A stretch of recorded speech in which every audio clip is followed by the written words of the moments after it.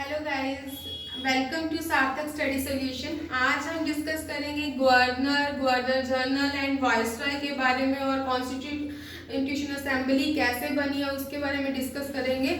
और ये जैसे कि अब नॉर्मली क्या होता है कि हम लोग ये भूल जाते हैं कि कौन से गवर्नर थे, कौन फर्स्ट थे, कौन से लास्ट गवर्नर थे। तो ये इससे क्या है कि एक ही पेज पर जो है हम ये सारा करेंगे सो दैट कि आपको लर्न रहे ये चीजें। जैसे कि अब क्या है कि फर्स्ट जो गवर्नर ऑफ बंगाल थे वो फर्स्ट गवर्नर कौन थे, रॉबर्ट क्लाइव थे। और लास्ट गवर्नर कौन है, वॉरेन हास्टिंग्स हैं। और उसके बाद क्या हुआ कि रेगुलेटिंग एक्ट 1773 आया, जिसके बाद जो है गवर्नर्स की ये पोस्ट चेंज हो गई, गवर्नर जनरल बन गए ये गवर्नर जनरल ऑफ बंगाल। तो जो first governor general of Bengal है वो कौन है, जो लास्ट गवर्नर था ना वही फर्स्ट गवर्नर जनरल बन जाएगा। तो ये हो गया वॉरेन हास्टिंग्स जो हो गया। और जो लास्ट गवर्नर जनरल है वो कौन है, विलियम बेंटिक है। नेक्स्ट चार्टर एक्ट 1833 आया, उसके अकॉर्डिंग जो है first governor general of India बन गए। उसमें क्या कि गवर्नर जनरल ऑफ बंगाल की जगह क्या हो गया, इंडिया आ गई। तो first governor general of India थे, ये जो last governor general of Bengal थे वही थे, कौन थे, विलियम बेंटिक थे। और last governor general of India है लॉर्ड कैनिंग है।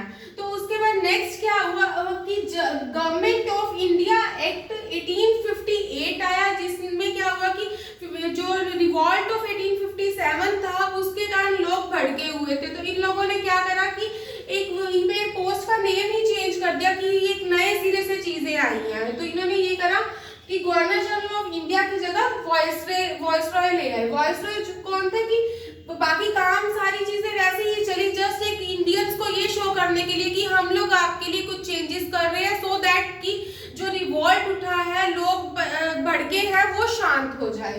तो फर्स्ट वॉइसरॉय कौन थे, जो last governor general of India थे वही फर्स्ट वॉइसरॉय थे, लॉर्ड कैनिंग। और लास्ट वॉइसरॉय कौन थे, माउंटबेटन।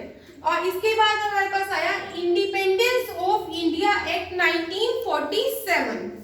इसमें क्या है कि इन्होंने क्या करा, इसके बाद में जो है वॉइसरॉय की जगह गवर्नर जनरल कर दिए। गवर्नर जनरल ऑफ, अब ये कौन से हो गए, इंडिपेंडेंस एक्ट के अकॉर्डिंग आए तो इंडिपेंडेंट इंडिया के जो है गवर्नर जनरल्स बन गए। तो फर्स्ट कौन थे, माउंटबेटन थे। और लास्ट कौन थे, सी गोपालाचार्य थे। और जो ये सी गोपालाचार्य है यही है जो फर्स्ट और last Indian governor general of independent India है।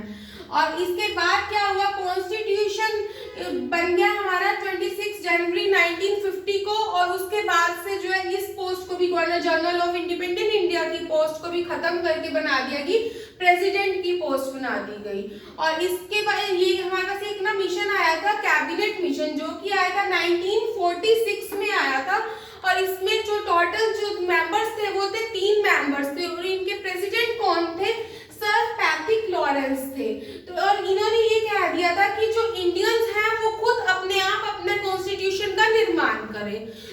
उसके बाद क्या हुआ कि ऑब्वियसली कॉन्स्टिट्यूशन असेंबली बनी, क्योंकि हमें कॉन्स्टिट्यूशन का निर्माण करना है।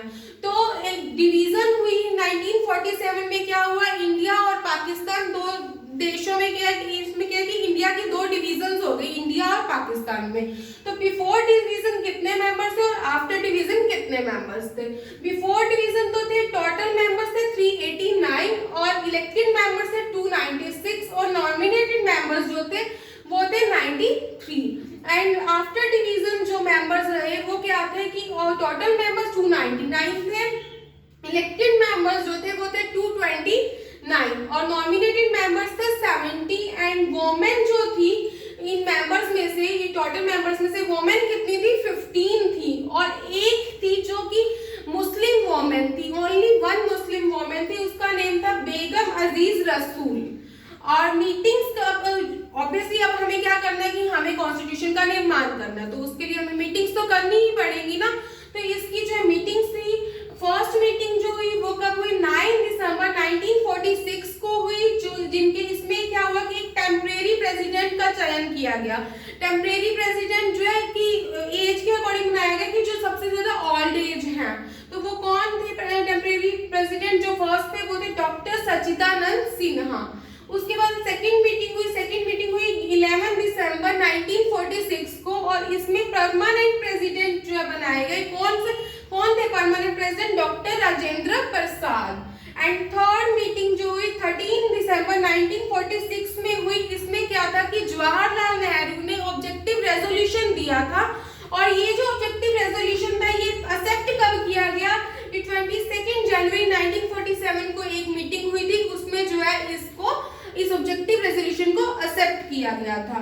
सो स्टूडेंट्स, अगर आपको मेरा लेक्चर अच्छा लगा हो तो लाइक, सब्सक्राइब एंड शेयर कीजिए, और for online and offline coaching you can contact us on 977 32 3199। Okay, thank you so much.